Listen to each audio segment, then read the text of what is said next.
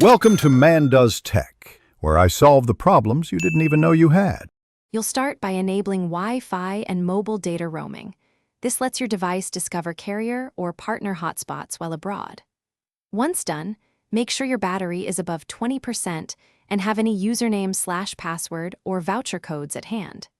You should also disable any active VPN or proxy so the captive portal can load. Otherwise, authentication will fail. Now scan available networks and select the provider SSID that matches your operator or roaming partner and tap Connect to begin the login process. You'll see a captive portal or be redirected in your browser. Follow the on-screen prompts and enter credentials, voucher, or accept terms. If authentication fails, check APN settings and carrier certificates in mobile network settings. Incorrect APN blocks roaming data.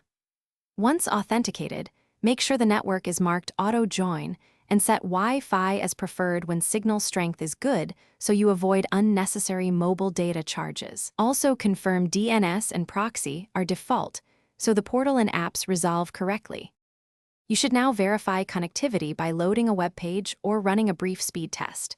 This confirms DNS and routing are working. Once satisfied, enable Auto Join for that SSID and keep an eye on roaming data usage in settings to avoid surprises.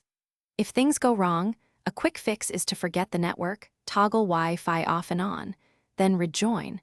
Rebooting the device or re-entering credentials usually resolves captive portal hangups. If problems persist, contact your carrier for roaming access and APN verification.